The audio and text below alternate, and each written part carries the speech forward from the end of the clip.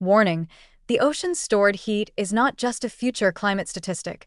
It is a latent force that can suddenly return energy to the atmosphere and cascade into crop failure, fishery collapse, market shocks, and widespread nutritional harm. When heat that has been trapped in the sea is released quickly, whether through shifts in currents, marine heat waves, or large-scale ocean circulation changes, its impacts on the terrestrial food system are rapid, interconnected, and deeply unequal. What follows is a clear-eyed, urgent look at how sudden warming translates into global malnutrition risk, who pays the highest price, and why technical fixes alone will not be enough. A sudden pulse of atmospheric heat reshapes weather patterns almost immediately.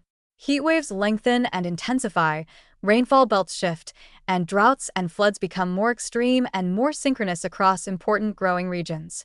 Crops are highly sensitive to even short-lived temperature spikes during critical growth windows: flowering, pollination, grain fill.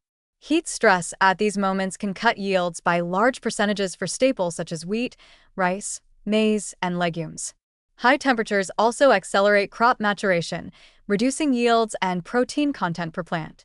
At the same time, extreme rainfall and flooding destroy fields, drown seedlings, and erode topsoil, often removing a season's worth of investment in a single event. Ocean-driven changes further disrupt food production by altering the availability and reliability of water for irrigation. Shifts in monsoons and snowpack melt timing, both modulated by ocean temperatures, reduce freshwater supply in some breadbaskets while causing sudden inundation in others. Regions that depend on predictable seasonal rains, South Asia, the Sahel, parts of Central America, face greater crop failure risk when ocean-induced variability breaks historical seasonality. Irrigation systems and reservoir planning built on past patterns become maladapted overnight, increasing the probability of crop loss and pushing farmers into insecure coping strategies such as selling assets or reducing food consumption. The marine food chain is subject to equally dramatic and fast-moving effects. Marine heat waves and altered upwelling reduce nutrient supply to surface waters, collapsing plankton blooms that underpin fish stocks. Key coastal fisheries, a protein lifeline for hundreds of millions, either relocate to cooler waters out of reach of small-scale fishers, or decline in abundance. Harmful algal blooms and expanding pathogen ranges, e.g., Vibrio, also taint catches and shellfish beds, forcing closures that hit communities dependent on seafood. When fisheries fail, local diets lose essential micronutrients, omega-3 fats, iron, zinc, vitamin B12, that are hard to replace with terrestrial foods, especially for low-income coastal populations. Economic channels translate physical shocks into nutritional outcomes. Sudden, large yield losses or fishery collapses trigger rapid commodity price spikes. Globalized food markets amplify shocks. A poor harvest in multiple major producers produces outsized price effects worldwide. Price volatility pushes vulnerable households toward cheaper, calorie-dense but nutrient-poor foods, raising the risk of both acute food insecurity and the long-term double burden of malnutrition, coexistence of undernutrition and obesity-related diseases. Children's diets are often the first to be compromised.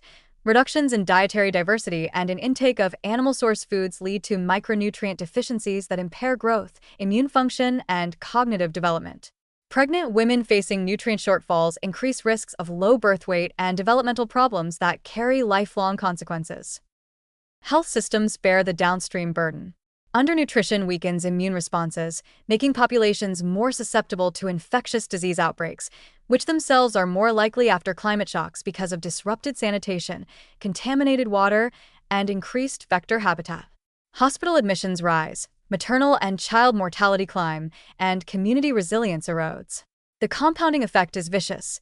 Poor health reduces labor productivity in agriculture and fisheries, further diminishing food supply and household income.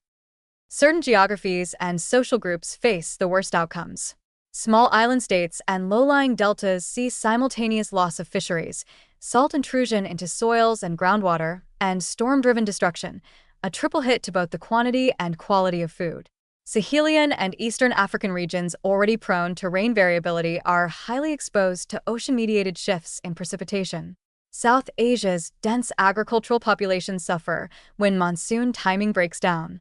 Coastal communities in Southeast Asia, West Africa, and Latin America that rely heavily on fish protein and small-scale farming are acutely vulnerable. Within countries, women, children, the elderly, informal workers, and landless laborers are least able to cope financially and nutritionally. The nutritional risks are not merely about calories. Protein quality declines when animal-source foods become scarcer.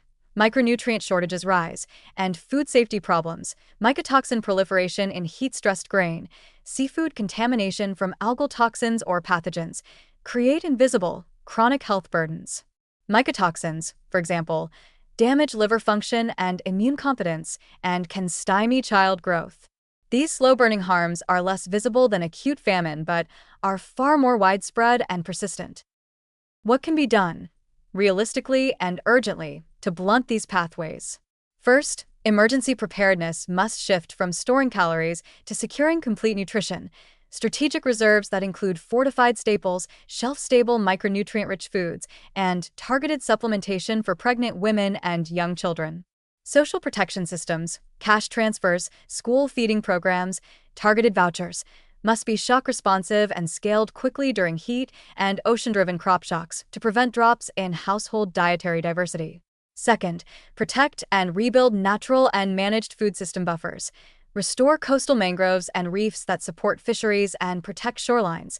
Invest in soil health, drought-resistant crop varieties, and diversified cropping systems that reduce synchronous failure risk, and expand smallholder access to irrigation that is climate-smart and groundwater sustainable.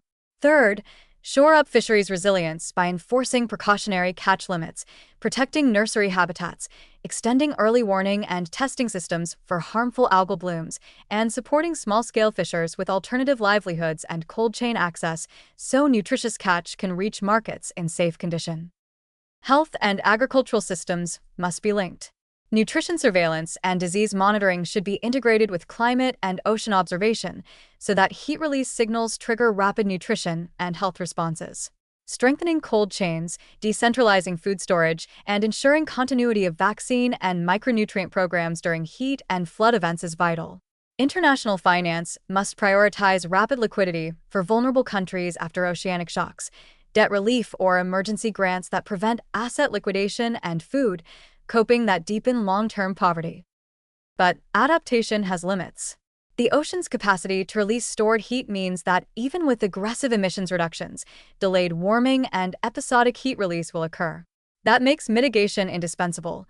Reducing greenhouse gas emissions remains the only path to cutting the frequency and magnitude of the shocks that drive widespread malnutrition over decades. Equity must guide both mitigation and adaptation finance. The countries that contributed least to the problem should not pay its heaviest price. The verdict is stark. Sudden ocean heat release converts what might have been a series of isolated agricultural setbacks into global nutritional crises. The chain from sea to plate is short and unforgiving.